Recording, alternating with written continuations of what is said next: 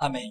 O profeta Isaías 40 diz: Consolai o meu povo, diz o vosso Deus. Falai benignamente a Jerusalém e bradai-lhe que já a sua servidão é acabada, que a sua iniquidade está expiada e que já recebeu em dobro da mão do Senhor por todos os seus pecados. Voz do que clama no deserto, preparai o caminho do Senhor, endireitai no ermo vereda a nosso Deus. Todo vale será exaltado, e todo monte e todo outeiro serão abatidos, e o que está torcido se endireitará, e o que é áspero se aplainará. E a glória do Senhor se manifestará, e toda a carne juntamente verá que foi a boca do Senhor que disse isto. Voz que diz, clama, e alguém disse, que hei de clamar? Toda a carne é erva, e toda a sua beleza como as flores do campo. Seca-se a erva e caem as flores, soprando nelas o hálito do Senhor. Na verdade, o povo é erva. Seca-se a erva e caem as flores, mas a palavra do nosso Deus subsiste eternamente. Tu, anunciador de boas novas a Sião, sobe a um monte alto. Tu, anunciador de boas novas a Jerusalém, levanta a voz fortemente, levanta, não temas, e dize às cidades de Judá, eis aqui está o vosso Deus. Eis que o Senhor Jeová virá como forte, e o seu braço dominará.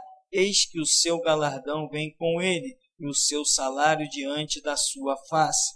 Como pastor apacentará o seu rebanho, entre os braços recolherá os seus cordeirinhos, e os levará no seu regaço. As que amamentam, ele as guiará mansamente. Amém. Você pode sentar em nome de Jesus. Esse texto, até que se prove o contrário, né? Um texto falando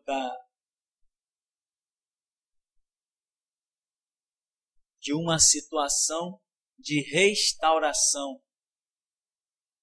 O Messias está sendo anunciado neste capítulo 40, mas alguém virá para anunciar esse Messias. É a voz do que clama no deserto, preparai o caminho do Senhor. Então o texto está falando sobre alguém que vem para preparar o caminho do Senhor. Nós vemos enquadrado nesta palavra João Batista. Uma pessoa que vem para restaurar a nação e possibilitá-la a receber o Senhor Jesus que viria se manifestar. E Deus está dizendo, consolai o meu povo, diz o vosso Deus, falai benignamente a Jerusalém, bradai que já a sua servidão é acabada, a sua iniquidade foi expiada e já recebeu em dobro da mão do Senhor por todos os seus pecados. O que Deus está dizendo? Vocês foram por mim branqueados, purificados. Eu já castiguei vocês. Agora eu vou trazer a revelação. Vocês pagaram já o preço. Só que Jesus vem e não é aceito. Nem João Batista não foi aceito. O próprio João Batista pregou, mas nós não vimos a multidão dos judeus. A Bíblia diz que toda a multidão das cidades vizinhas iam ter com João. Mas os judeus mesmo não fizeram muito caso dele. Quando foi lá, alguns da liderança foi para questionar João Batista.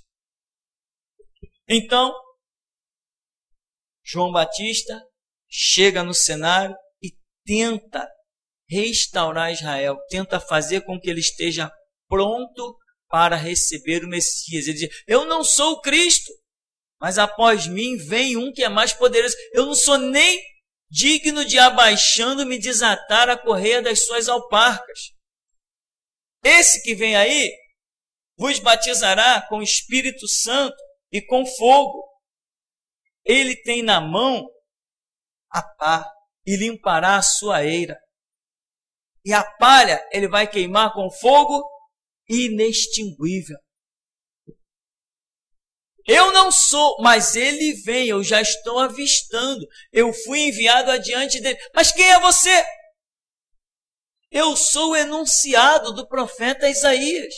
Vocês não conhecem? Vocês não lêem todo sábado na sinagoga? Eu sou o enunciado do... Mas tu és o Cristo? Não, eu não sou o Cristo. És tu o profeta que havia de vir? Não, eu não sou o profeta.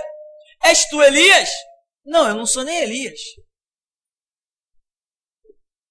Jesus depois vem dizer assim, esse aí era um Elias. Elias virá e restaurará todas as coisas. Mas esse aí sim, também um Elias. Enquadrado no conceito, no mover da restauração. Ele é um Elias. É possível que até o próprio João Batista não entendesse exatamente o que ele representava. Mas mesmo assim, levou a sua missão cabalmente até o fim. Perguntam para ele, és tu Elias? Ele diz assim, não. Mas a nação de Israel esperava por Elias. Não Elias ou Elias. Elias, o mover, o mesmo Espírito que estava sobre Elias. João Batista diz, eu não sou, mas Jesus vem e diz, não, ele é sim. Ou seja, é uma lição poderosa. Sabe que você pode ser para Deus aquilo que nem você reconhece que é? E João Batista diz que ele não é Elias. Não diz? Diz. Mas Jesus diz o quê? Ele é Elias. Se quereis saber, este é o Elias que havia de vir. Mas Elias virá e restaurará todas as coisas. Nós não vimos João Batista restaurar todas as coisas. João Batista não tocou em todos os assuntos. João Batista não entrou na cidade. João Batista ficou pregando lá fora, nas margens do Jordão. A única vez que João Batista entrou na cidade foi quando foi preso e foi levado para ser morto. Foram lá fora buscá-lo para matá-lo. Mas ele não entrou na cidade. Ele não pregou cara a cara com ninguém. Ele não falou de muitas coisas que uma sociedade precisa ser corrigida. João Batista não tocou. Mas o ministério de João Batista foi, no máximo, 3 anos de ministério. Esse foi o máximo do ministério de João Batista. 3 anos, não deu tempo dele falar muitas coisas.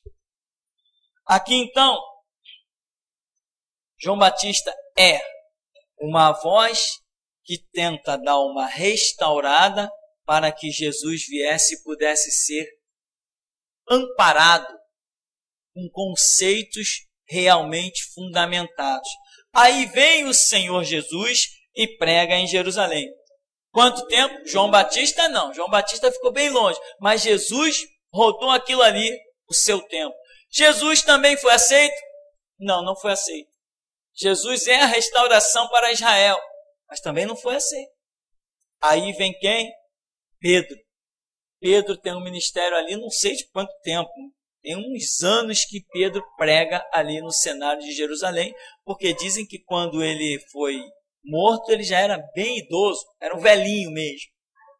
Então, pregou muito tempo ali para os judeus. Foi aceito? Israel se restaurou? Não. Ou seja, a lição está aí. A voz da restauração cata um aqui, outro ali e outro acolá. Mas não haverá uma massa de uma mesma localidade aceitando a voz da restauração. A voz da restauração não exalta ninguém. Ela só aponta dedo na cara. A voz da restauração só critica. A voz da restauração só persegue. A voz da restauração não faz amizade. E isso não agrada as pessoas por aí. Esse é o cenário. João Batista, o Senhor Jesus e o apóstolo Pedro. Então você vê que a coisa foi se aproximando. A coisa foi se intensificando. João Batista está onde? Lá fora. Jesus já chegou até lá dentro do templo, mas Jesus não pregou para os governantes. Porém, Pedro vem e vai pregar lá dentro, cara a cara. Vai ser levado no meio deles para pregar. Jesus foi para o meio deles e ficou calado, como ovelha muda levada ao matador. Então, o que nós vemos? Vemos a voz da restauração que começa ali em João Batista, vemos ela entrando na sociedade. Quando ela chega em Pedro, ela está completamente impregnada na sociedade. Pedro está pregando para os líderes romanos, os líderes judaicos. Pedro está pregando para todos eles.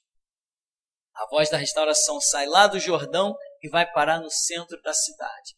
Isto é restauração. Conosco, a voz da restauração, ela vai alcançar tudo isso. Nós vamos alcançar fora da cidade, às margens, vamos entrar na cidade e vamos pregar para as autoridades. Já estamos fazendo isso. A voz da restauração conosco é isso. Nós vamos pegar tudo. É porque Jesus falou assim, esse aí é um Elias, mas quando outro Elias virá, ele restaurará todas as coisas. Não tem nada que vai escapar do nosso alvo. As empresas mercenárias, muita gente, mas isso não é papel de um pastor. O papel de um pastor é tudo aquilo que Jesus o mandar fazer. Tudo aquilo que Jesus o mandar fazer é o papel de um pastor. Restauração, aceita? Não. Mas o projeto cumprido? Sim. Só um instante, por favor.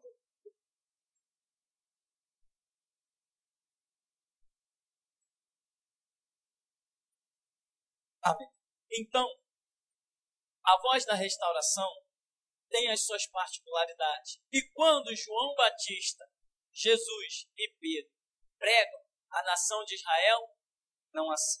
E o que nós vamos ver, irmão? Você sabe que Israel é o retrato da igreja. Ou seja, o que foi com Israel será com a igreja. Eu quero falar para você um pouquinho de história de Israel. Israel rejeita a restauração que para ele vem. A igreja também está rejeitando. Nós estamos catando um aqui, outro lá, enfim. Mas a igreja como um todo vai rejeitar a voz da restauração. Pelo que nós já temos falado nesse ministério a respeito de lideranças e temos dito, irmão, esquece liderança. Porque liderança não vai dar ouvidos a você.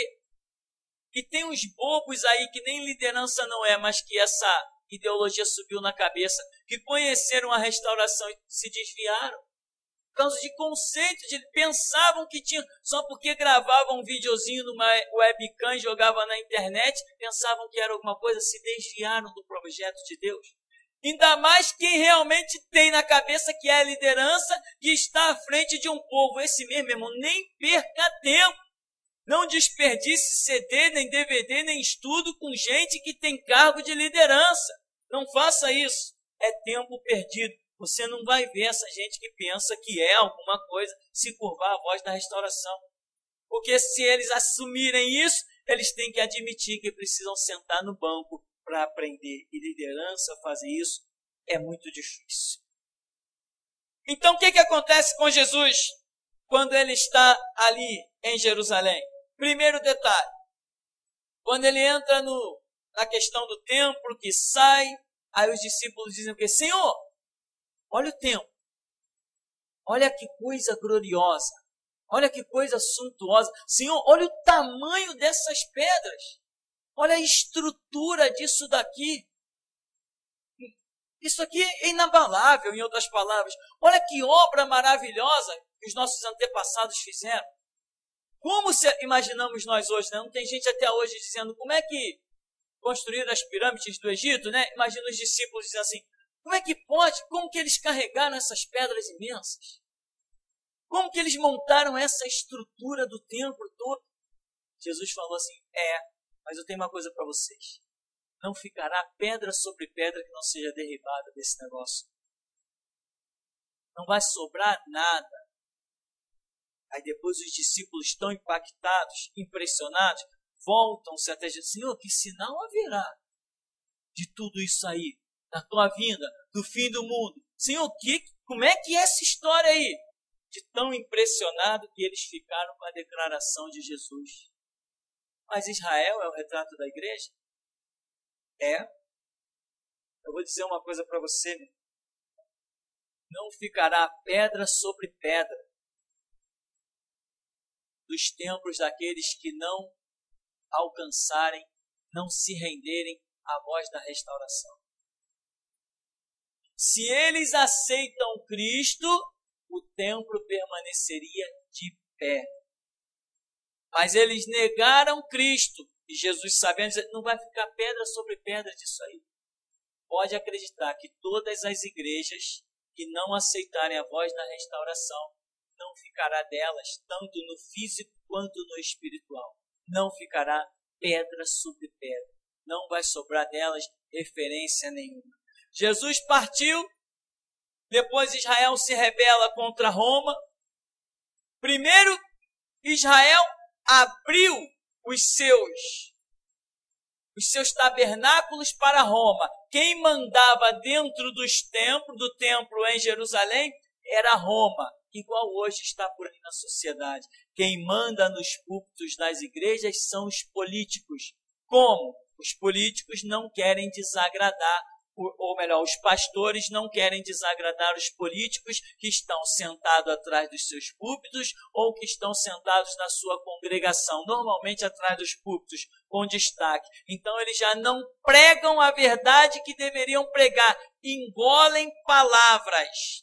Então, assim como foi com Israel, governado pelos políticos, hoje as igrejas por aí também estão sendo governadas pelos políticos. Mas não, aqui quem dá ordem sou eu. Quem dá ordem lá é um cidadão intitulado pastor. Mas o que ele fala e o que ele engole, deixa de falar, revela que a liderança política está lá dentro. Aqui,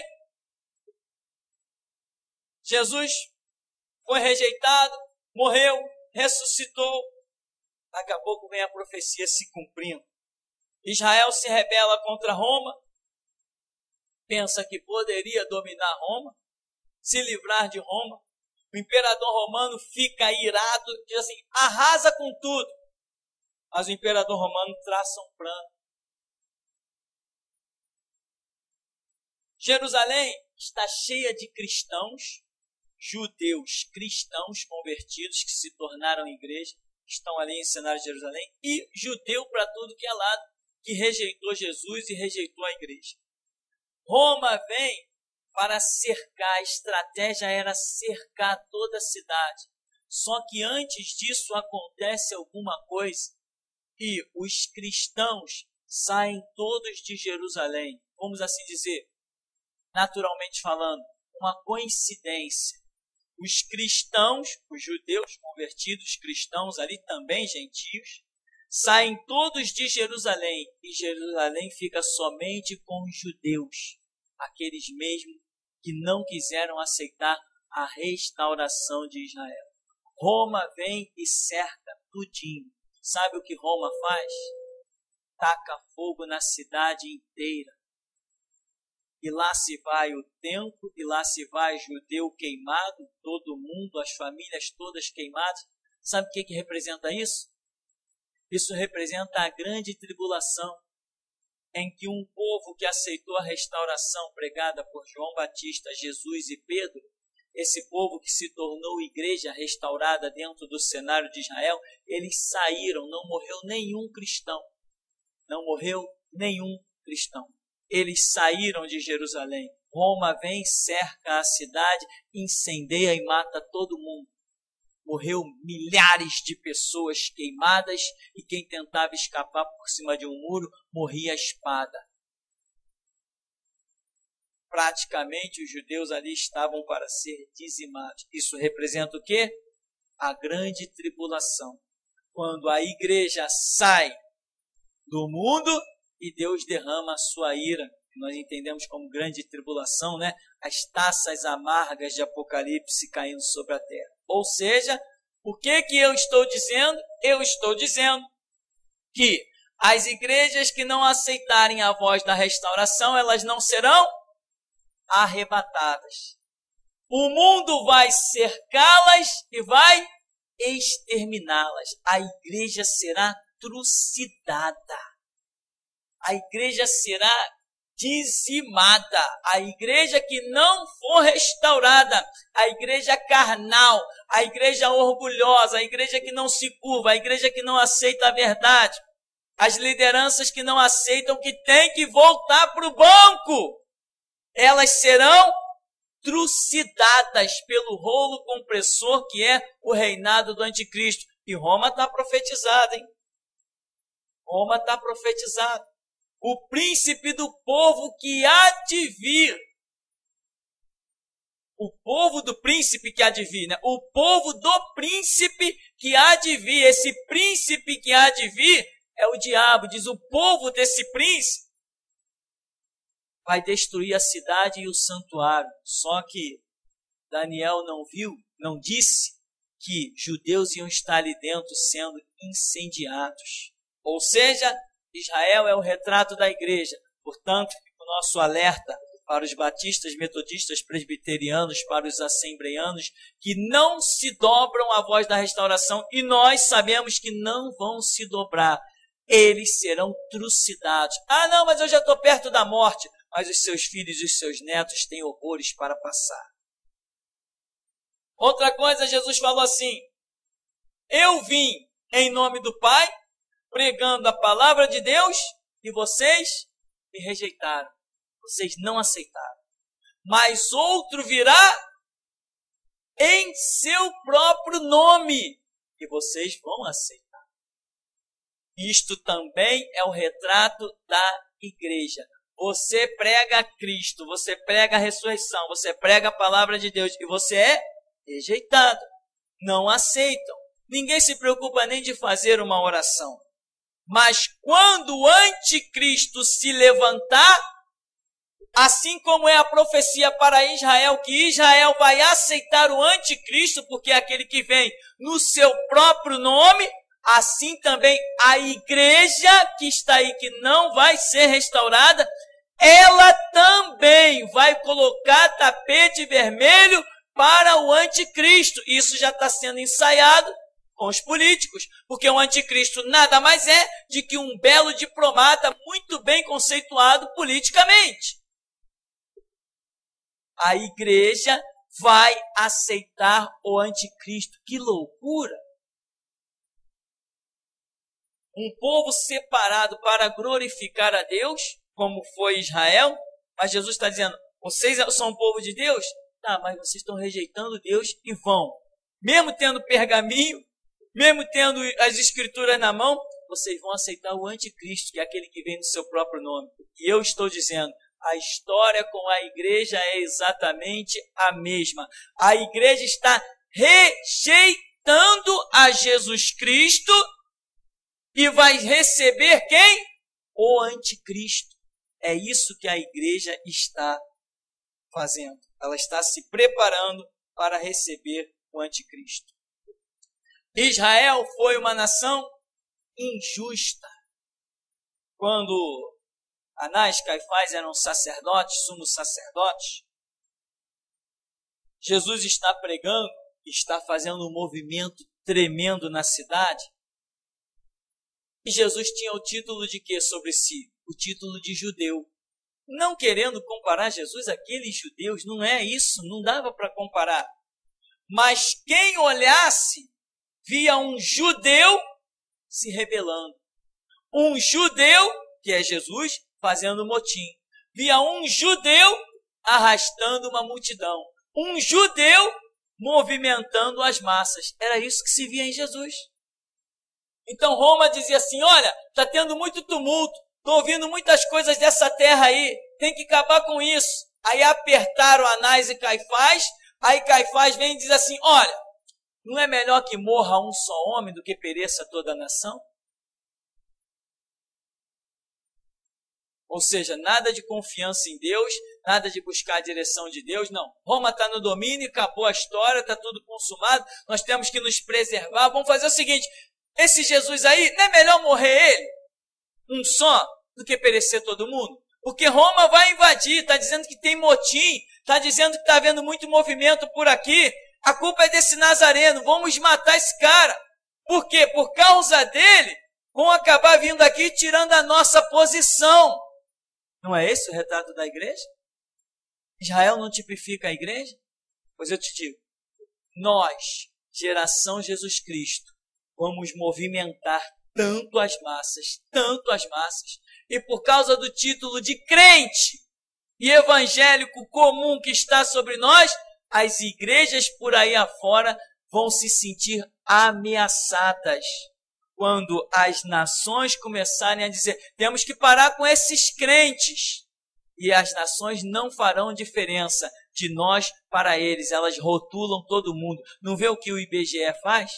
Diz que tem não sei quantos milhões de cristãos no Rio de Janeiro.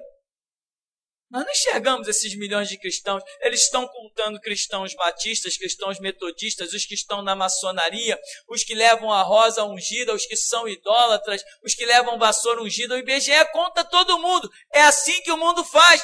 É assim que Roma fez. Olha, tem judeu se rebelando. Não era judeu se rebelando, era o Senhor Jesus. Mas eles rotularam tudo. Aí vem Caifás e diz assim, bom, por causa desse judeu aí, a nossa posição está sendo ameaçada. É a mesma coisa. As igrejas evangélicas vão dizer a mesma coisa. Por causa desses caras aí, a nossa posição está sendo ameaçada. Tem político nos pressionando. O governador está nos pressionando.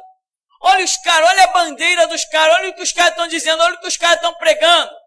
Paz e amor, a gente tem que pregar, todo mundo tem o seu Deus. Me falaram aí do canal da prostituição da Universal, que tem um camarada que vai orar mais ou menos meio-dia, né? Que aproveita a audiência de um telejornal, e quando ele vai orar, eu já vi ele fazendo isso também. Ele vai orar e ele diz assim, bom, aqui é todos nós unindo a nossa fé. Não importa se você é católico, se você é espírita, em outras palavras, se você é satanista, não importa o seu credo. Vamos unir a nossa fé. Fé? Eu tenho fé como espírita? Imagine agora você, vamos olhar para o Espírito Santo dizendo assim, vamos orar. E não importa a sua fé. Não importa o seu credo. O importante é nós falarmos com Deus. Você já imaginou o Espírito Santo dizendo para um espírita, não importa o seu credo? Dizendo para um católico, não importa o seu credo? Se você não pode imaginar o Espírito Santo ou o Senhor Jesus falando isso, por que você vai falar? Quem tem o Espírito Santo não produz uma asneira dessa. Quem tem o Espírito Santo nunca vai dizer coisa semelhante a isso. Quem tem o Espírito Santo sempre fará a separação do que serve e do que não serve.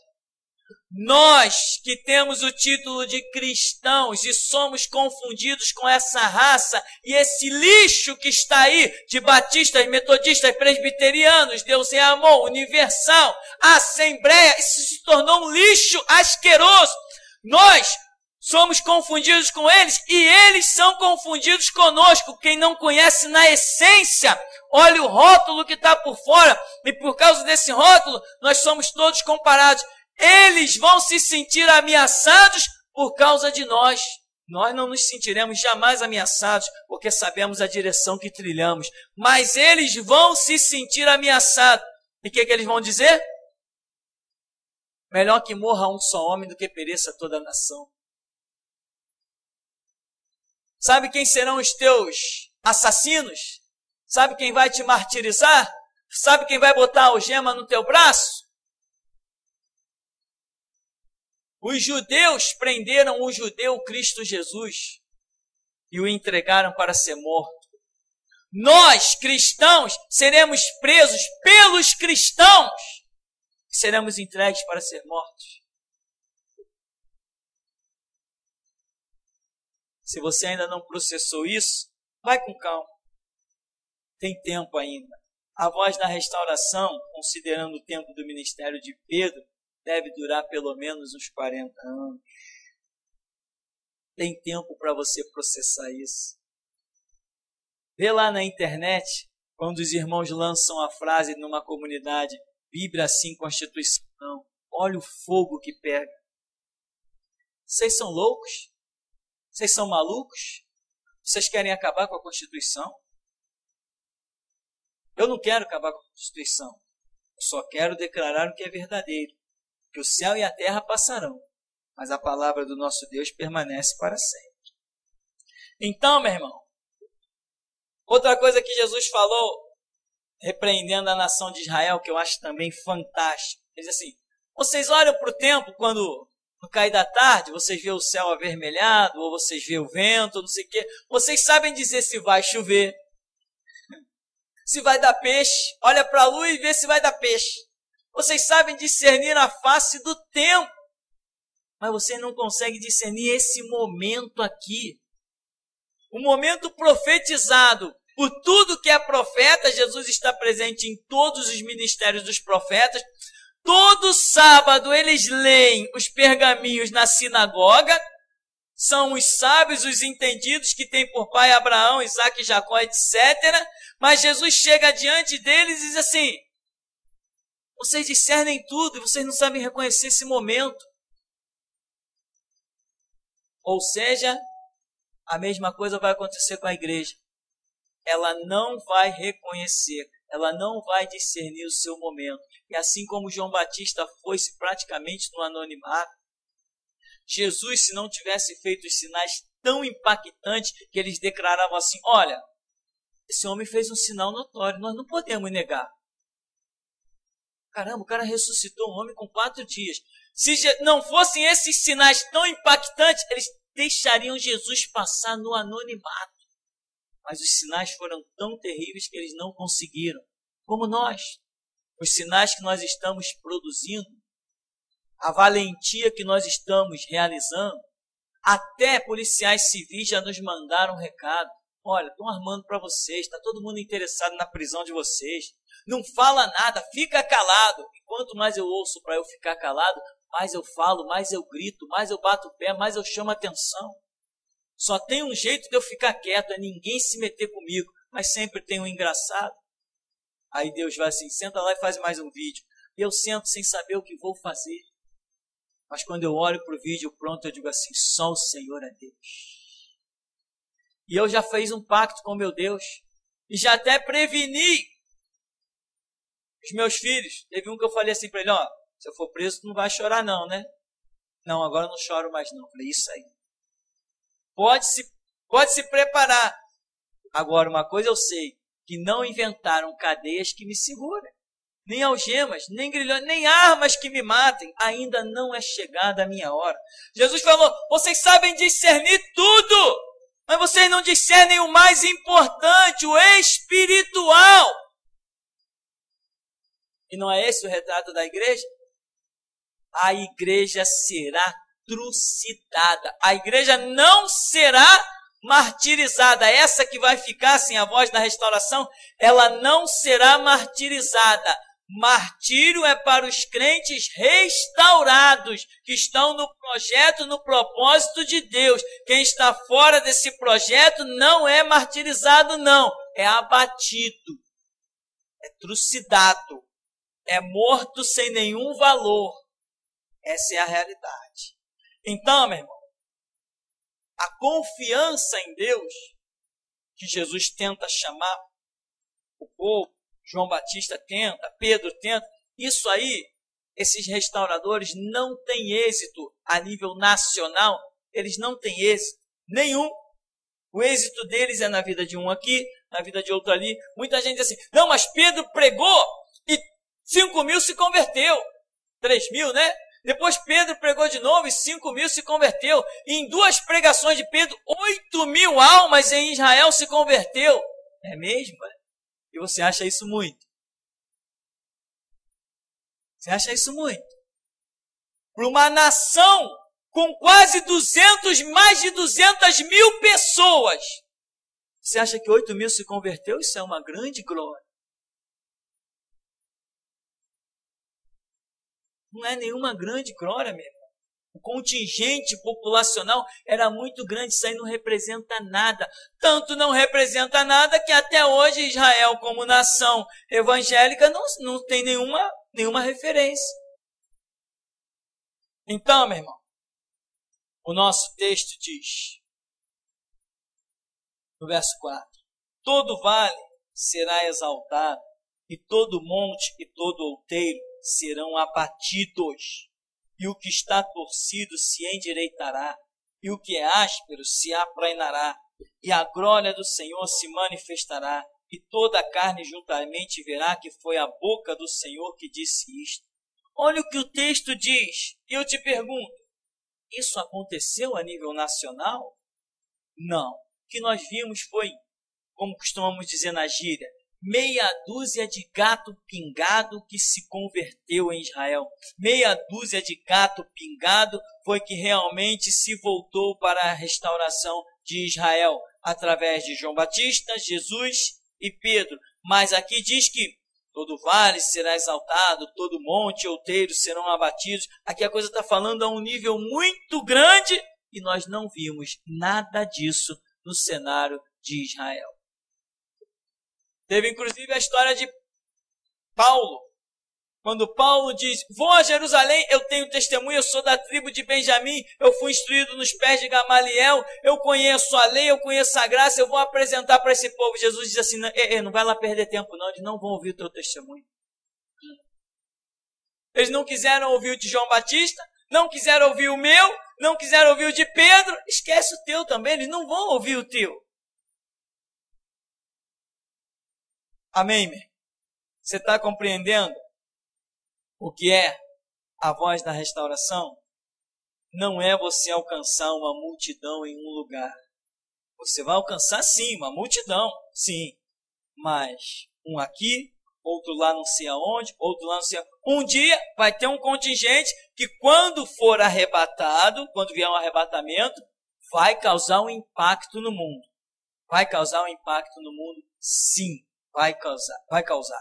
Mas não é o tipo da coisa que vai ser como Deus gostaria realmente que fosse. Não, mas aqueles que vêm para o barco, a esses Deus vai fazer realmente conhecer a sua glória. Então, para concluirmos, o primeiro Elias, João Batista, vem, anuncia, depois vem Jesus, depois vem Pedro, ou seja, há um período de tempo relativamente longo, considerando só uma nação, em que Jesus é enviado exclusivamente às ovelhas perdidas da casa de Israel, em que Pedro está pregando muito exclusivamente no cenário de Israel, houve uma oportunidade muito grande dada à nação de Israel. Vários anos a palavra foi pregada ali, com sinais, prodígios e maravilhas que eles bem sabiam que somente poderia proceder de Deus. Houve a oportunidade, mas a oportunidade foi aceita, foi agarrada, essa oportunidade foi assimilada? Não, eles rejeitaram João Batista, rejeitaram o Senhor Jesus, rejeitaram Pedro. E o resultado foi o quê? Serem cercados por Roma e serem incendiados. Mas os cristãos não estavam mais lá quando isso aconteceu. É o retrato do que nós estamos querendo passar. Que a igreja que está aí na terra vai ser cercada pelo mal e vai ser despedaçada. Mas os que aceitarem a restauração, esses entrarão na glória de Deus. Enquanto o mundo aqui embaixo estiver nos piores horrores, nós lá em cima estaremos nas bodas do Cordeiro de Deus, celebrando e nos preparando para voltar e pisar no Monte das Oliveiras. Amém. E até aqui nos tem ajudado, Senhor.